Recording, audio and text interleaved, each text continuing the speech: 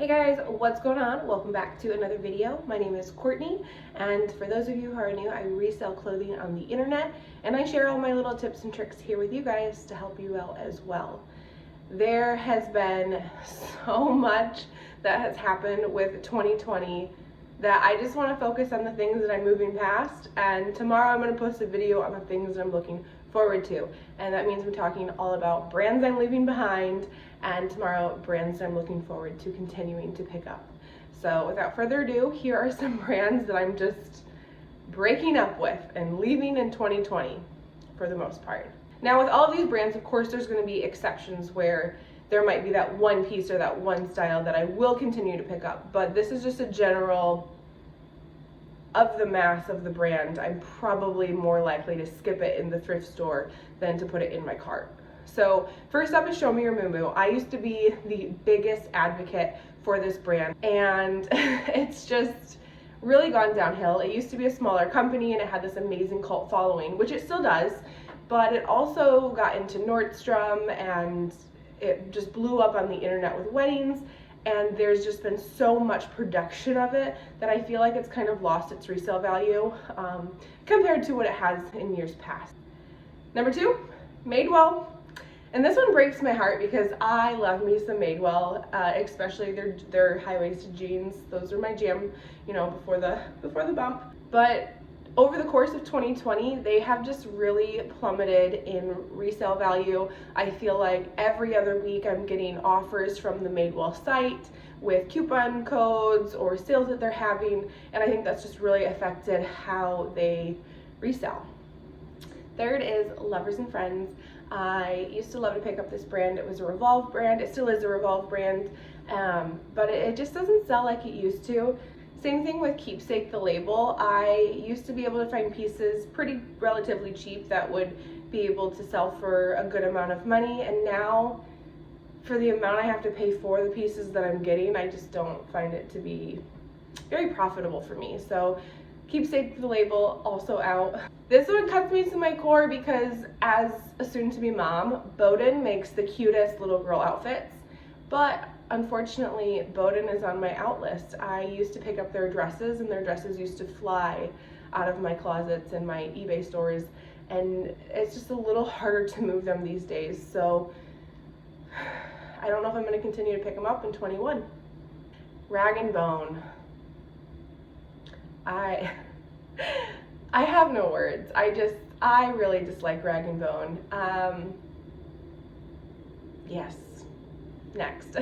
Maeve from Anthropologie is another one. Maeve makes the most amazing skirts, and if you followed my account before, you know that I love sourcing and selling skirts because I'm a teacher and it's also what I like to wear in my personal everyday life. But Maeve has just really plummeted when it comes to resale value, and so that just means it's a bye-bye to Maeve. That also goes with Moth. Moth is another Anthropologie brand that I've really seen it plummet. They used to do their sweaters and their cardigans used to do so great in my closet and on eBay and Mercari, and I don't see that like I used to. Then there is Tularosa. Tularosa makes some cute clothing, but unfortunately that cute clothing doesn't resell like it used to. I'm probably gonna get some backlash for this, but Everlane. The more basic pieces of Everlane I'm probably going to be passing on in 2021 just because the resale value is not there. It's a little harder to move them. Even some of their jeans, just not doing it for me.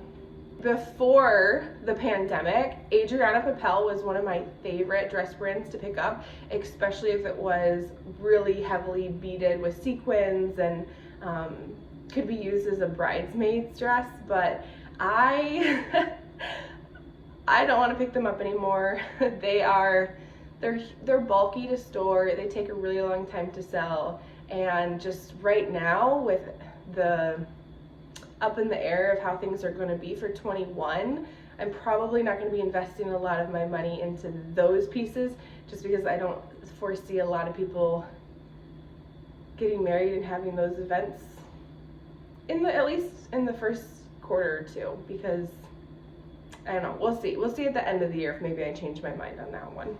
throw some jeans in there for you. Frame denim. They are beautiful. They're one of those brands where they have a really high retail value, but the resale value kind of stinks on them. So Frame, love to wear you, don't love to sell you. Also, Wild Fox. Wild Fox sweaters used to be the jam, and I just feel like, and it's weird because I feel like they would still be the jam because in 2020 everyone was trying to buying for comfort, and I just didn't see the return on Wild Fox like I have in the past. So that's definitely going to be one where I have to look up comps before putting it in my cart, and probably won't be putting it in my cart, to be honest. I think we've all said this at some point. Free People. There's a lot of Free People pieces, and most of them are crap. So will I continue to pick up certain Free People pieces, like maybe the penny pull-on flares? Absolutely. But for the majority, most Free People, it's just gonna stay on the Goodwill shelves. Little bit of controversy here probably. Also, Lululemon. Older Lululemon pieces, I'm more likely to skip on. And a lot of that has to do with where I live and how the thrift stores price in my area. It's really hard for me to spend less than $10 on anything Lululemon. As soon as our thrift store sees that label, they jack up the price. So personally for me, I'm not investing in Lululemon unless it's a really great style that I know is gonna sell really well. Cloth and Stone. I know a lot of people broke up with Cloth and Stone way before I did, but I loved it. I loved it so much for so long, and it would still move for me and I could get it relatively cheap, but it's just stopped moving, so no more Cloth and Stone. Another relationship that I probably held on to a little too long, Miss Me jeans. I can't give my Miss Me jeans away. I even put them up on eBay auction, like for $1. No bites. So sorry, no more Miss Me. This is another one where they make really cute clothes, but they just don't resell like they used to, and that is Privacy Please. Yeah, love to wear their stuff, but the resale value for the most part is just not there anymore. And then these last two really cut deep for me because they are also brands that I personally source for myself all the time as a teacher because they're just nice and conservative and comfy. ModCloth, amazing company, but unfortunately the retail value, unless you can find a super rare print, is just not there. The resale value rather. And the other one is Sperry. Sperry, I love me some Sperry shoes. Unfortunately, unless it's like the duck boots, like there's like two boots that come to mind off the top of my head that I'll probably still will pick up with Sperry, but every other shoe that they create, it's probably gonna be a pass. So those are my 20 brands that I'm saying bye-bye to along with the year 2020. What about you guys? Do you agree with this list? Disagree? Is there something that I missed that you think I should know about? Let me know in the comments below. Tell me what you're saying bye to in 2020.